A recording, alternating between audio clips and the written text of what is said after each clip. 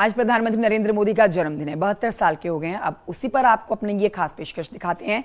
संकट मोचक, आप हमारी ये खास पेशकश देख रहे हैं। संकट मोचक मोदी, जिनकी बातों में आत्मविश्वास हो, इरादे पत्थर से मजबूत हों और किसी भी मुसीबत का मुस्कुराकर हल ढूंढ ले, वही संकट मोचक कहलाता है। जी हाँ, कोरोना महामारी के दौर में दुनिया के तमाम नेताओं का इम्तिहान हुआ, लेकिन जिस तरह अपने लोगों को महामारी से बचाए रखने में प्रधानमंत्री मोदी सफल रहे, दुनिया का कोई नेता, कोई दूसरा नेता ऐसा नहीं देखा गया।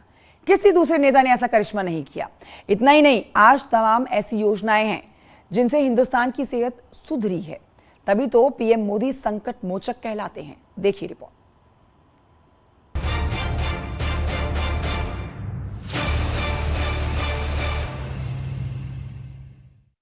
देश भर के लोगों को बेहतर इलाज और स्वास्थ्य उपलब्ध कराने के लिए विभिन्न राज्यों में नए नए एम्स भी खोले जा रहे हैं।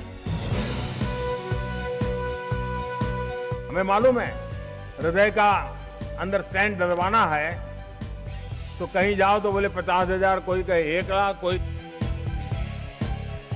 गरीबों को सस्ती दवाएं उपलब्ध हो और इसके लिए भी जन औषधि केंद्र अस्पतालों में खोले गए हैं।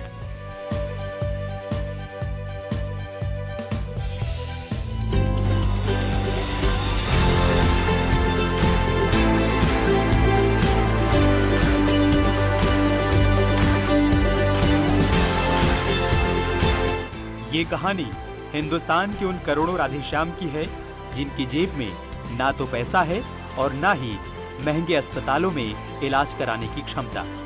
लेकिन 2014 के बाद भारत में जो परिवर्तन की कहानी शुरू हुई, उसमें लोगों की सेहत सुरक्षा भी शामिल है।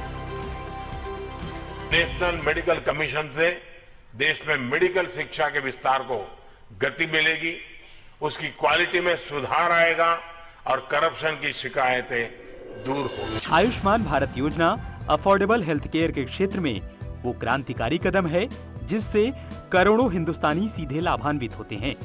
इस योजना से देश के 10 करोड़ परिवार यानी करीब 45 से 50 करोड़ नागरिक जुड़े हुए हैं, जिन्हें भारत सरकार की ओर से 5 लाख तक के इलाज की मुफ्त सुविधा दी जाती है।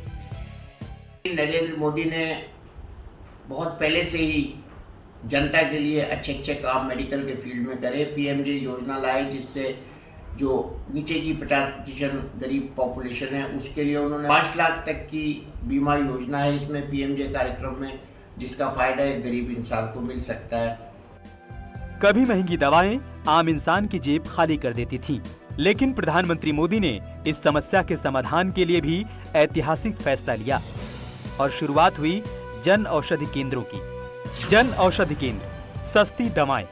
इस योजना के तहत देश भर में 8,700 से अधिक जन औषधि केंद्र खोले गए, जहां 800 से ज्यादा दवाइयां 90% तक के डिस्काउंट पर उपलब्ध करवाई जा रही हैं। और इन जन औषधि केंद्रों का संचालन केंद्रीय रसायन और उर्वरक मंत्रालय की निगरानी में हो रहा है। आज देश में 8,500 से ज्यादा जन औषधि केंद्र खुले हैं। ये केंद्र अब केवल सरकारी स्टोर नहीं, बल्कि सामान्य मानवी के लिए समाधान और सुविधा के केंद्र बन रहे हैं। दवा का पर्चा हाथ में आने के बाद लोगों के मन में जो आशंका होती थी कि पता नहीं कितना पैसा दवा खरीदने में खर्च होगा, वो चिंता कम हुई है। प्रधानमंत्री मोदी ने एक तरफ लोगों के हेल्थ की सुरक्षा के लिए बीमा और सस्ती दवाएं उपलब्ध कराई, तो दूसरी तरफ कैंसर और हार्ट अटैक जैसी बीमारियों के महंगे इलाज को सस्ती दरों पर उपलब्ध करवाया। हार्ट स्टेंट और नी इम्प्लांट्स की कीमत पहले से कम हुई। अब हार्ट स्टेंट लगवाना या घुटनों का प्रत्यारोपण, दोनों ही उपचार पहले से 85% तक कम कीमत पर उपलब्ध हैं। पहले दवा लगे स्टेंट का खर्च 80 से 90 हजार तक आता था। अब 28,000 के खर्च में स्टेंट लगवाने की सुविधा उपलब्ध करवाई गई है। इसी तरह नी इम्प्लांट्स के दाम में 50 से 70% तक की गिरावट आ चुकी है। सुना होगा कि स्टेंट की कॉस्ट की कैपिंग की गई थी, जिससे बहुत से गरीब मरीजों को फायदा हुआ और कंपनियों ने स्टेंट के दाम जो है 70% तक कम कर दिए। सबसे बड़ा काम जो है वो कैंसर के फील्ड में हुआ है। 41 एंटी कैंसर मेडिसिन की जो कैप्ड है प्राइस उसको 30% से ज़्यादा कैप करके करीब 400 ऐसी दवाएं हैं जो कैंसर में गरीब मरीजों के लिए ख़ास तौर से इस्तेमाल होती है, जिनकी कीमत में 80 से 90% की गिरावट आ गई है। कि पहले करीब 12 लाख हॉस्पिटल बेड थे, जो आज बढ़कर के 19 लाख हॉस्पिटल बेड हो चुके हैं। जो डॉक्टर मेडिकल कॉलेज में सीट्स होती थी 91,000 मेडिकल सीट्स थी, जो बढ़कर के करीब 1.5 लाख सीटें हो चुकी हैं। जो करीब 56% की सीट की वृद्धि हुई है, करीब 80% की पोस्ट ग्रेजुएट सीट में वृद्धि हुई है। दवाओं की कीमतें, स्टेंट जो आर्टिफिशियल जॉइंट डाले जाते थे, उनको मेक इन इंडिया और मेड इन इंडिया में प्रोड्यूस करके उनके प्राइस को कंट्रोल किया गया है। इसके अलावा भी हेल्थ सेक्टर में बदलाव के लिए पीएम मोदी ने कई ऐतिहासिक फैसले लिए और कई जन कल्याणकारी योजनाएं भी चलाईं, जिनमें मिशन इंद्रधनुष से संपूर्ण टीकाकरण का लक्ष्य, बच्चों और माताओं के लिए राष्ट्रीय पोषण मिशन, 12,000 करोड़ के बजट में वेलनेस सेंटर को मंजूरी जैसी तमाम सुविधाएं शामिल हैं। जिस तरीके से हेल्थ इंफ्रास्ट्रक्चर में एक्सपेंशन किया जा रहा है, जो जीडीपी जो मेडिकल पे खर्चा करीब 1.2% जीडीपी का होता था, जो 2025 तक बढ़ा करके 2.5% करने की बात की जा रही है, इससे एक आधारभूत चेंज आता है। आप देखिए कि मेडिकल टूरिज्म की हम बात कर लेते हैं। मेडिकल टूरिज्म में 2014 के पहले करीब $1 बिलियन का मेडिकल टूरिज्म आता था, जो आज की डेट में बढ़कर के $6 बिलियन का मेडिकल टूरिज्म हो चुका है। कोरोना काल में पीएम मोदी के विजन और फैसलों की झलक पूरी दुनिया ने देखी।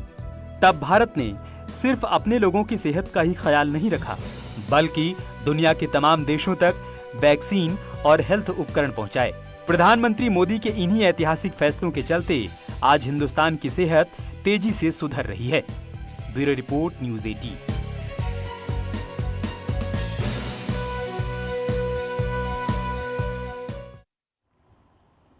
तो देखिए, प्रधानमंत्री नरेंद्र मोदी ने सिर्फ हेल्थ के सेक्टर में ही ऐतिहासिक काम नहीं किए हैं, बल्कि उनके विजन ने हिंदुस्तान के इंफ्रास्ट्रक्चर के लिए भी एक नई मजबूती प्रदान की है।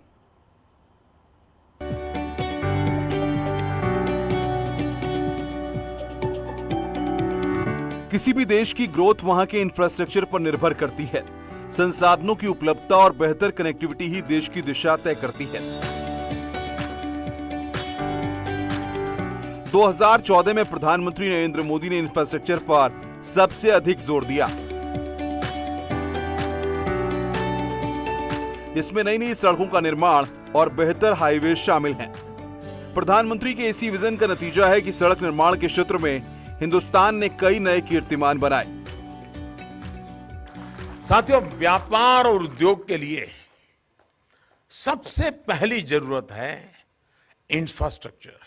हजारों किलोमीटर के नेशनल हाईवेज बन रहे हैं, कोस्टल हाईवेज बन रहे हैं, जो कि पोर्ट्स को कनेक्ट करेंगे। मार्च 2014 तक जहां देश में 91,287 किलोमीटर लंबा हाईवे का नेटवर्क था, वहीं 2021 तक देश में 1,41,000 किलोमीटर लंबा हाईवे का नेटवर्क बनकर तैयार हो गया। यानी सिर्फ 7 सालों में ही हाईवे नेटवर्क करीब 45% बड़ा हो गया। इतना ही नहीं, एक वक्त ऐसा भी आया जब देश में प्रतिदिन 32.85 किलोमीटर हाईवे निर्माण कर नया कीर्तिमान रच दिया। 2014 से पहले करीब 20 किलोमीटर भी नहीं बना पाते थे, आज वो करीब 37 to 40 किलोमीटर बना रहे हैं। जो नए टारगेट्स हैं, जो NHAI और मिनिस्ट्री ऑफ रोड ट्रांसपोर्ट के करीब 60 किलोमीटर पर डे का है। तो मोदी जी की सरकार में, मोदी जी की योजनाओं के साथ हमारा देश विकसित हो रहा है, बढ़ रहा है। केंद्र सरकार ने सड़क नेटवर्क को मजबूत करने के लिए अकेले उत्तर प्रदेश में ही 29,000 करोड़ रुपए की लागत से 1,828 किलोमीटर लंबे नेशनल हाईवे बनाने के लिए कदम आगे बढ़ाया, जिसमें 662 किलोमीटर लंबे नेशनल हाईवे निर्माण के लिए 13,325 करोड़ रुपए की परियोजनाएं मंजूर हो चुकी हैं। प्रधानमंत्री मोदी के निर्देश पर NHAI ने कनेक्टिविटी ड्राइव की गति बढ़ाने के लिए कई बड़े फैसले लिए, जिसमें एक अभिनव भारतमाला परियोजना को आगे बढ़ाते हुए कुल 5.35 लाख करोड़ की लागत से 34,800 किलोमीटर लंबा सड़क नेटवर्क बनाने के काम चल रहा है। इसमें तमाम तरह के आर्थिक गलियारे, इंटर कॉरिडोर और फीडर रूट, नेशनल कॉरिडोर दक्षता में सुधार, सीमा और अंतर्राष्ट्रीय संपर्क सड़कें शामिल होंगी। भारत की सड़कें दुनिया के मुकाबले काफी बेहतर हो गई हैं। जहाँ पे हम करीब करीब 37-40 किलोमीटर्स बना रहे हैं, साथ ही हम उसमें ये भी देख रहे हैं कि उसकी क्वालिटी इंप्रूव हो, उसमें सीमलेस ड्राइव हो, इंजीनियरिंग जो रोड इंजीनियरिंग है वो अच्छी क्वालिटी की हो। तो अब हम ये कह सकते हैं कि डेफिनेटली हम वर्ल्ड स्टैंडर्ड को मैच कर पा रहे हैं। 2014 के बाद एक तरफ तमाम नेशनल हाईवे को मंजूरी मिली तो दूसरी तरफ प्रधानमंत्री ने गति शक्ति जैसी महत्वाकांक्षी योजना को धरातल पर उतारा। 15 अगस्त 2021 को प्रधानमंत्री मोदी ने गति शक्ति योजना का शुभारंभ करते हुए इसके लिए 100 लाख करोड़ रुपए का बजट तय किया।